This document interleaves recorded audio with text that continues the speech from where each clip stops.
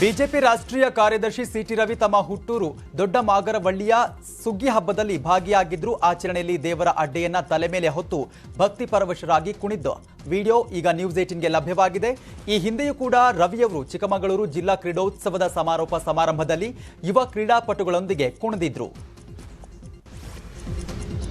ಕೌರವ ಬಿಸಿ ಪಾಟೀಲ್ ಪರ ನಟಿ ಪ್ರೇಮಾ ಬ್ಯಾಟ್ ಬೀಸಿದ್ದಾರೆ. ಈ ಬಾರಿ ಬಿಸಿ ಪಾಟೀಲ್ ಗೆಲ್ತಾರೆ. ಹಿರೇಕೆರೂರು ಕ್ಷೇತ್ರದಲ್ಲಿ ಒಳ್ಳೆಯ ಕೆಲಸ ಮಾಡಿದ್ದಾರೆ ಅಂತ ಪ್ರೇಮಾ ಹೇಳಿದ್ದಾರೆ. ಪ್ರೇಮಾ ಇಂದು ಬಿಸಿ ಪಾಟೀಲ್ ಅವರ ಮನೆಗೆ ಕೂಡ ಹೋಗಿದ್ರು. ಚುನಾವಣೆ ಹೊತ್ತಲ್ಲಿ ಕರಾವಳಿಯಲ್ಲಿ ಬಿಜೆಪಿ ಮತ್ತೊಂದು ಹೊಸ ಅಸ್ತ್ರವನ್ನ ಪ್ರಯೋಗಿಸಿದೆ. ಎಲೆಕ್ಷನ್ ಟೈಮಲ್ಲೇ ಪ್ರವೀಣ್ ನೆಟ್ಟಾರು ಹೊಸ ಮನೆ ಗೃಹ ಪ್ರವೇಶಕ್ಕೆ ಮುಹೂರ್ತ ಫಿಕ್ಸ್ ಮಾಡಿದೆ.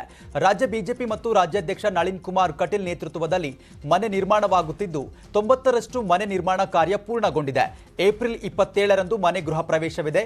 ಇದರೊಂದಿಗೆ ಪಕ್ಷದ ಕಾರ್ಯಕರ್ತರ ಕುಟುಂಬದ ಪರ ನಿಂತಿದ್ದೇವೆ ಅಂತ ಬಿಜೆಪಿ ಸಂದೇಶವನ್ನ ರವಾನಿಸಿದೆ. ರಾಜ್ಯದಲ್ಲಿ ತುಪ್ಪಕ್ಕೆ ಹಾಹಾಕಾರ ಉಂಟಾಗಿದೆ. ಬೇಡಿಕೆ ಹೆಚ್ಚಳವಾಗಿರುವ ಹಿನ್ನೆಲೆ ತುಪ್ಪ ಪೂರೈಸಲು ಕೆಎಂಎಫ್ ಹರಸಾಹಸ ಮಾಡ್ತಾ ಇದೆ. ಕಳೆದ ಕೆಲವು ದಿನಗಳಿಂದ ದಾಖಲೆ ಪ್ರಮಾಣದಲ್ಲಿ ತುಪ್ಪಕ್ಕೆ ಬೇಡಿಕೆ ಹೆಚ್ಚಾಗಿದೆ.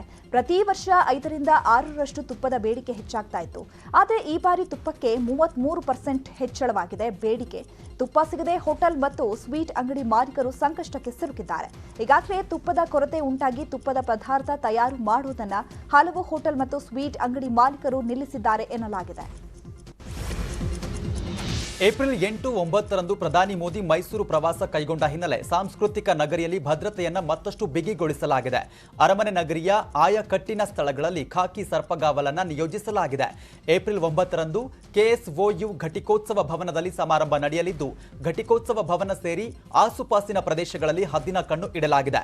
ಬಾಂಬ್ ಸ್ಕ್ವಾಡ್ ಮತ್ತು ಶ್ವಾನ ದಳದಿಂದ ಇಂಚಿಂಚು ಪರಿಶೀಲನೆ ನಡೆಸಲಾಗುತ್ತಿದೆ.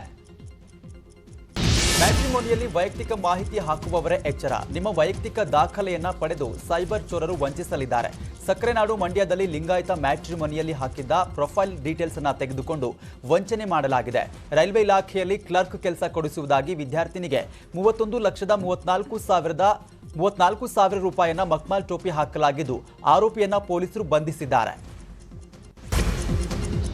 ಬೆಂಗಳೂರಿನ ಪ್ರಸಿದ್ಧ ಧರ್ಮರಾಯ ಕರಗ ಮಹೋತ್ಸವದ ವೇಳೆ ಅಗ್ನಿ ಅವಘಡ ಸಂಭವಿಸಿದೆ. ದೇಗುಲದ ಬಳಿ 50 ಕೆಜಿಯ ಕರ್ಪೂರದ ಗಟ್ಟಿಗಳನ್ನು ಹಚ್ಚಿದಾಗ ಅವಘಡ ಸಂಭವಿಸಿದೆ. ಘಟನೆಯಲ್ಲಿ ದೇವಸ್ಥಾನದ ಮುಂದೆ ನಿಲ್ಲಿಸಿದ್ದ ಬೈಕ್ಗಳು ಭಸ್ಮವಾಗಿವೆ.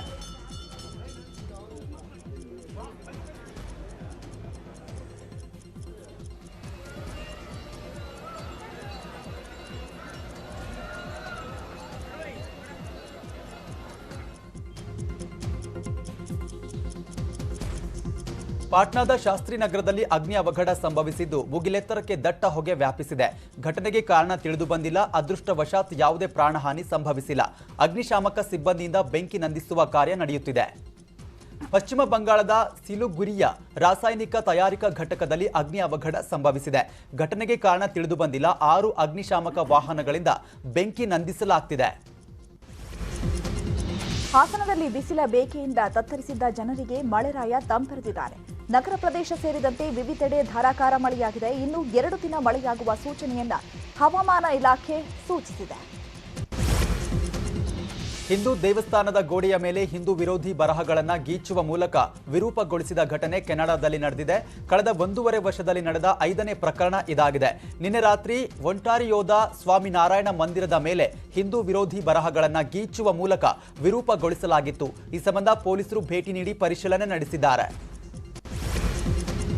ಅಬಕಾರಿ ನೀತಿ ಹಗರಣಕ್ಕೆ ಸಂಬಂಧಪಟ್ಟಂತೆ ಹಣಕಾಸು ವರ್ಗಾವಣೆ ಪ್ರಕರಣದಲ್ಲಿ ತಿಹಾರ್ ಜೈಲಿನಲ್ಲಿರುವ ಎಎಪಿ ನಾಯಕ ಸತ್ಯೇಂದ್ರ ಜೈನ್ಗೆ ದೆಹಲಿ ಹೈಕೋರ್ಟ್ ಜಾಮೀನು ನಿರಾಕರಿಸಿದೆ.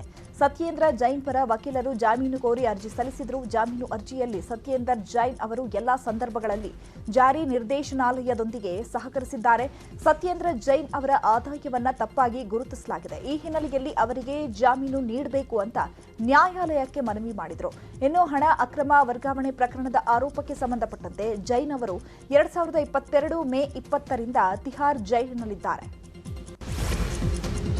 ಕೇರಳದ ಮಾಜಿ ಸಿಎಂ ಎಕೆ ಆಂಟನಿ ಅವರ ಪುತ್ರ ಅನಿಲ್ ಆಂಟನಿ ಬಿಜೆಪಿಗೆ ಸೇರಿದ್ದಾರೆ. ಕೇರಳದ ಬಿಜೆಪಿ ರಾಜ್ಯಾಧ್ಯಕ್ಷ ಕೆ ಸುರೇಂದ್ರನ್ ಮತ್ತು ಕೇಂದ್ರ ಸಚಿವ ವಿ ಮುರಳೀಧರನ್ ಅವರ ಉಪಸ್ಥಿತಿಯಲ್ಲಿ ದೆಹಲಿಯ ಬಿಜೆಪಿ ಕಚೇರಿಗೆ ಆಗಮಿಸಿದ ಅನಿಲ್ ಆಂಟನಿ ಪಕ್ಷದ ಸದಸ್ಯತ್ವವನ್ನು ಸ್ವೀಕರಿಸಿದರು.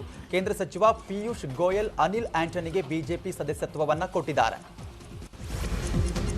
ಇತ್ತೀಚೆಗೆ ನಾಯಿಗಳ ದಾಳಿ ಪ್ರಕರಣಗಳು ಹೆಚ್ಚಾಗ್ತಾ ಇದೆ. ಹೈದರಾಬಾದ್ ಹಾಗೂ ನಮ್ಮ ಬಳ್ಳಾರಿಯಲ್ಲಿ ನಾಯಿ ದಾಳಿಗೆ ಬಾಲಕರು ಬಲಿಯಾಗಿದ್ರು.